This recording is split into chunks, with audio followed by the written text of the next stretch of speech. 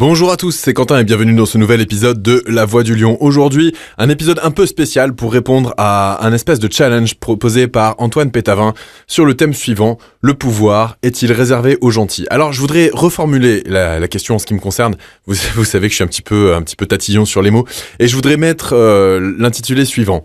Le verbe pouvoir se conjugue-t-il mieux chez les gentils? Pour pouvoir répondre à cette question, je voudrais aborder deux définitions, celle du pouvoir et celle d'être gentil. C'est les deux piliers principaux de cette phrase. Mais avant, je voudrais vous raconter une petite anecdote. L'anecdote est la suivante. Il y a à peu près une dizaine d'années de ça, j'ai travaillé en tant que stagiaire dans un studio qui s'appelle toujours Twin Studio à Paris, qui est un studio d'enregistrement musical dans lequel j'ai eu la chance de croiser certains artistes nationaux. À l'époque où j'y étais, travaillaient deux groupes principaux que je voudrais nommer, enfin il y en avait d'autres, mais je voudrais citer ces deux-là parce qu'il y a une attitude complètement différente de la part de ces deux personnes-là. Et puis après, ça va nous permettre de conclure un petit peu, vous allez voir vers quoi je vais orienter ma réponse à cette question. Alors, la première histoire, c'est celle d'un duo d'artistes, enfin de chanteurs, qui s'appelait Organize. C'était plutôt du R&B, voilà, des gens de couleur, enfin noirs de peau, qui chantaient des titres un petit peu entraînants, etc. Alors, ces gens-là étaient plutôt du type star, c'est-à-dire ils sont montés très très vite en haut de l'affiche, et ils étaient présents dans ce studio. Bon. Et j'étais là en tant que stagiaire. Je découvrais une console de mixage qui valait plus d'1 million de francs à l'époque, enfin 4 millions de francs lourds, pardon, et il y avait des tas de boutons dans tous les sens, c'était à l'époque où je débutais, et je savais pas à quoi ça servait, surtout je savais pas où ils se trouvaient. C'est-à-dire que je savais que la fonction existait, mais je savais pas exactement, techniquement, où aller la chercher. Et donc, j'étais dans le studio avec eux et ils m'ont posé la question, ils m'ont demandé est-ce que tu pourrais faire telle opération. Et je dis ouais, pourquoi pas, je vais regarder, je vais essayer. Et je me suis mis sur la console et j'ai été incapable de trouver le bouton. Ils m'ont laissé chercher comme ça, ils m'ont laissé mariner pendant 5 minutes. Et puis après, eux savaient où était le bouton et donc ils m'ont regardé en se moquant de moi. Ils ont appuyé sur le bouton, ils ont dit ouais, c'est là, si tu sais même pas où est ce genre de bouton, c'est bon, tu peux aller retourner faire le café. Voilà. Première histoire. Je me passe de commentaires, je vous explique juste l'histoire. Et puis, dans ce même studio, quelques jours plus tard, est entré, alors que j'étais dans le couloir, est entré monsieur Jean-Jacques Goldman. Et il est arrivé, il m'a vu, il ne me connaissait absolument pas, il est venu me voir, il s'est approché de moi, et il m'a adressé la parole en me disant « Tiens, salut, t'es nouveau ici, qu'est-ce que tu fais là ?» Bon bah voilà, je dis bon bah écoute, bah voilà, je m'appelle Quentin et je suis stagiaire et voilà. Ah écoute, c'est super, et bah écoute, je te souhaite bon courage pour ta carrière et pour la suite, salut. Et moi j'étais juste bluffé. Il me connaissait ni d'Ève ni d'Adam, il aurait très bien pu me placer à côté de moi comme si j'étais inconnu au bataillon. Et ce monsieur est venu s'intéresser 2 minutes, même pas 30 secondes à mon cas, pour pouvoir ensuite continuer sa vie. Il aurait pu ne pas prendre le temps de le faire. Voilà. Et Jean-Jacques Goldman, on en entend encore parler. Organize, je sais pas vous, mais moi, j'en entends plus parler du tout. Alors après, chacun pourra conclure. J'y reviendrai un petit peu après. Mais d'abord, je voudrais revenir sur ces deux définitions, à savoir le pouvoir et la gentillesse. Le pouvoir, j'en ai déjà parlé dans un précédent podcast. Pour moi, le pouvoir, c'est la capacité à agir dans ce que j'appelle le principe de réalité. Alors le pouvoir, ça a une origine qui vient du latin, c'est potissum, qui veut dire « je suis maître de ».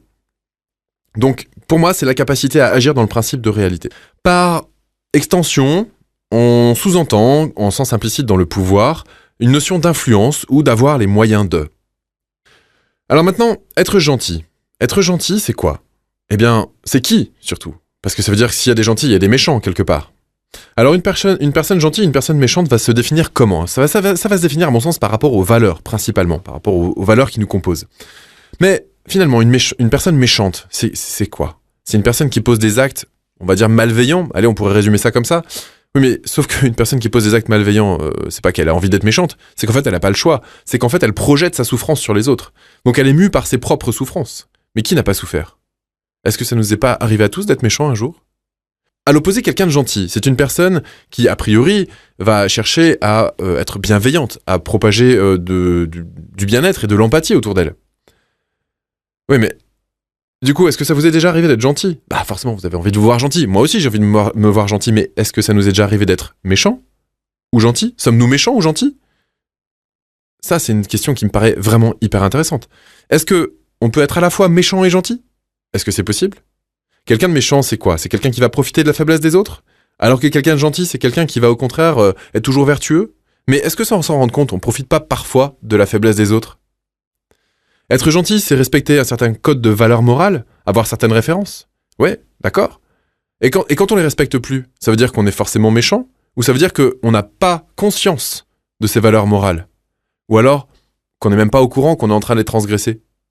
Parce que dans notre façon de faire, eh bien ces valeurs morales-là sont juste parfaites, alors que dans une autre façon de faire, c'est-à-dire dans une culture différente, eh bien on n'est pas quelqu'un de gentil, on est plutôt en train d'être quelqu'un de méchant. Est-ce que c'est pas culturel finalement ces valeurs ? Est-ce qu'on peut considérer que c'est universel, c'est-à-dire que c'est commun à toute l'humanité, ou est-ce que, au contraire, c'est culturel ? Je sais pas, allez, je vais tordre le truc exprès, dans le maximum de là où je peux l'emmener. Quelqu'un qui est persuadé qu'une certaine communauté lui veut du mal, et va tout faire pour essayer de contrôler cette communauté, pour essayer de dire à tout le monde que cette communauté est dangereuse. Je sais pas, on peut prendre n'importe quelle communauté, hein, je suis sûr que vous voyez à peu près de quoi je parle. Je veux dire, il y a des gens qui considèrent que le FN est dangereux, il y a des gens qui considèrent que les homosexuels sont dangereux, il y a des gens qui considèrent que, je sais pas moi, les antisémites sont dangereux, il y a des gens qui considèrent que les noirs sont dangereux, il y a des gens qui considèrent que les juifs sont dangereux, il y a des gens... Voilà, les autres, avec un grand A, peu importe l'ethnie. Il y a des gens qui considèrent que l'autre, avec un grand A, est dangereux. Et donc il va vouloir, par bienveillance envers les siens, les protéger. À ce moment-là, est-ce qu'il va être gentil ou est-ce qu'il va être méchant ? Il va être gentil avec les siens et peut-être un petit peu plus agressif avec ceux qu'il appelle les autres avec un grand A. Donc finalement, être gentil ou être méchant, ça dépend quand même pas mal du point de vue duquel on se place.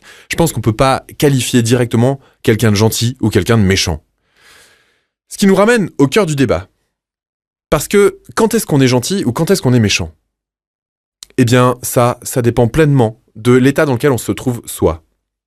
Si, à mon sens en tout cas, si on est plein de réserves, c'est-à-dire qu'on est capable, on est en train de vivre quelque chose où on se sent bien et on est capable d'appréhender l'autre avec le maximum d'ouverture et de bienveillance, à ce moment-là, on va être capable de poser des actes, donc c'est-à-dire agir dans le sens du pouvoir, bienveillant. Parce que on est suffisamment reposé.